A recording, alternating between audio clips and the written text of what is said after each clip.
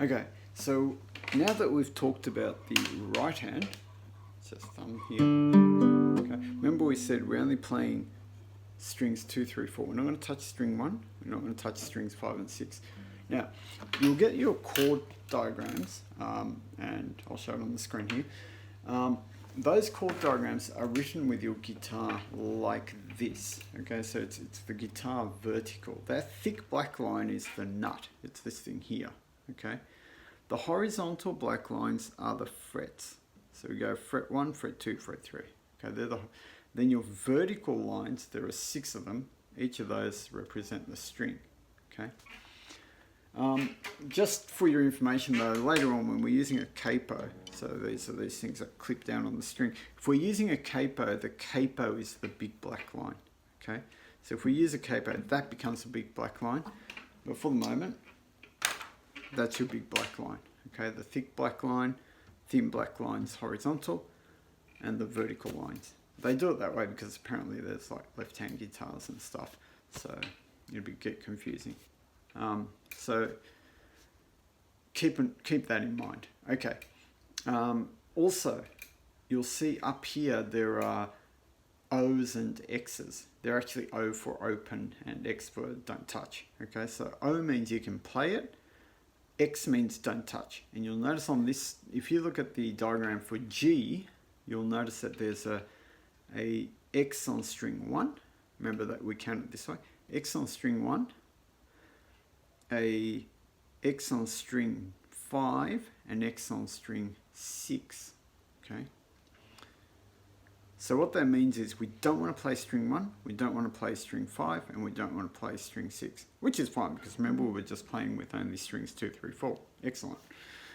The O means you can play it and don't have to hold it anywhere. Okay. So in the case of a G, all we're going to do is play the right hand. We don't have to touch anything over here because remember it's X, X, O, O, O, going from the bottom actually. X, O, O, O, X, X. Right, so X, not going to play it. I'm just going to hang on to it. And I'm going to play strings 4, 3, 2. Hey presto, G, done. Okay, that's how easy it is. Right.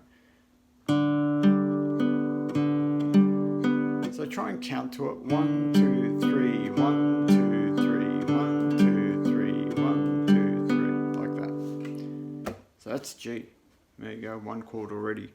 Alright, that's pretty boring, so let's go for another one. Now you'll notice the big black circles on these diagrams. And for E minor, you'll see that there's a big black circle on string 4, fret 2, here. Okay, now we're not going to hold it like that. Now here's a general rule. I'm going to say very, very general rule is that you're going to allocate one finger to each fret. Alright, so it's kind of like that. Alright, that one, that one, that one. Now when you hold the string, hold it somewhere halfway between the frets. If it buzzes a lot, probably means you need to get a little bit close to the fret, but definitely don't hold it on the actual metal. That's not good. Alright, so you're going to hold it somewhere like halfway. Now, because the fingers are roughly like this, for now, I'm going to hold this one with my middle finger. There's a little bit of method to the madness and reason for doing this, but take my word for it at the moment. We're going to use the middle finger. It's going to feel a bit weird, uncomfortable, painful for some. Alright, so we're just going to hold the string 4, that's 4th one on the bottom, 3rd one on top, and we're going to hold here. That's where that big black dot is. We're going to arch the finger, because we want to still be able to play strings 2 and 3, okay? So we're just going to go strings 4, 3, 2 like this. Okay.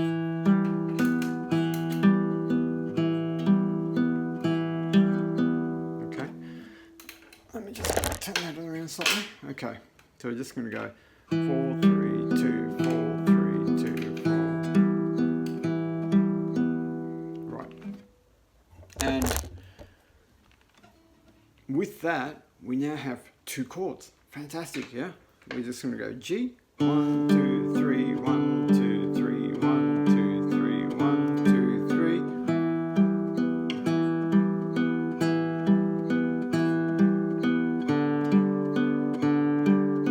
Yeah? So while you're playing a chord, think about where your finger's going to go next. All right, so while I'm playing the G, I'm already thinking about where's the E minor. Now, in reality, if we're playing, we don't move our fingers a lot. Okay, you always play very, very economically. The less movement you do with your fingers, the better. All right, mainly because otherwise it becomes very tiring. So we're very lazy. All right, we're going to be very lazy with our fingers. We're not going to move them a lot. All right, so in fact, if I was playing the G, I'd already have my finger floating above the string 4, ready to go. So you'll actually see very little movement. So if I went,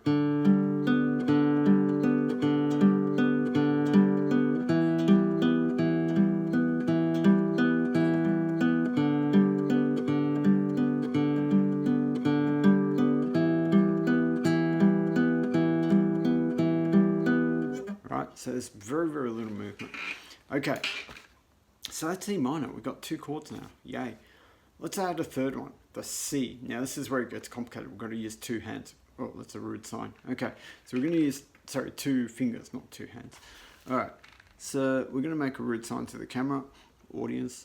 And what we're going to do is we're going to use the E minor, same thing. But now we're going to put our index finger on string 2 at fret 1. Okay, it says a big black circle here. All right, so we're going to keep this finger on, all right, and then put this finger down. All right, so on. Okay, so when we're playing our E minor,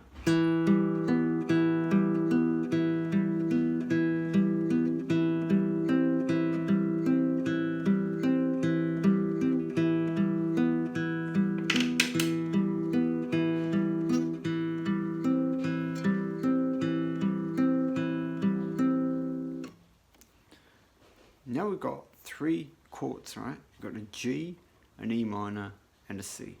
So we're going to go G, E minor, C,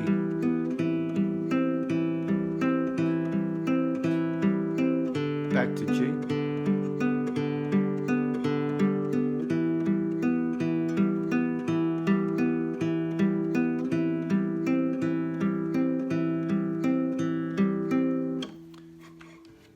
there you go, 3 chords, just like that. Pretty good, huh? Okay, now the really difficult bit for you. It's going to be a challenge. I need you to go to a D. Now, that diagram looks horrible, I know. And we really don't want to use these fingers. All right. This set, we're just going to play with 3 strings and 2 fingers. No more than 2 fingers. Okay, another root sign. All right, so what we're going to do here is we're going to move like this. Okay, so we're going to rotate like that. Okay, so we're going to move our middle finger to string 2 fret 3. Okay, here. And then this finger goes to string 3 fret 2. Okay, so there is a bit of a move. It goes here, then here. Okay, so it's kind of this rotating movement. My thumb doesn't move, as you'll see. Okay, so I'm rotating. You'll see my wrist rotate. Now, one other big thing, make sure your guitar is vertical. Okay, if you're getting a sore wrist, chances are you're probably trying to look at your guitar and getting it facing up. And that means your wrist has to really bend around and you're going to get RSI really, really quick. And you're going to find it hard to hold the strings. Okay, so make sure your guitar is dead flat. It helps to have a strap on it actually to let it hang. In fact, it'll be probably best if you can stand up and play. All right, but make sure it's vertical. All right, it's really, really important. Bring your wrist out because you want to hold it down with your fingertip without touching the other strings. Okay, so that's probably the hardest bit, is to build up those calluses. All right, so make sure your wrist is right out. So I'm going to go from C to a D like that. Okay, like that. So while I'm playing my C, I'm already thinking about, okay, that finger's got to go down here, that finger's got to go up here, all right, because it's got to kind of, this one goes down, this one goes up, all right, so it's like, all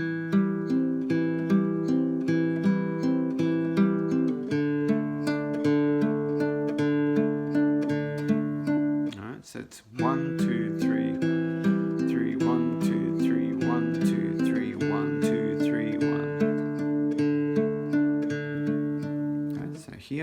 here. Practice that movement. So now we've got 4 chords. I only need 3 digits over here, thumb and 2 fingers, and I only need 2 fingers over here. Okay, so let's put it all together. We're going to play G, then E minor, then C, and D. Okay, so it's going to go like this.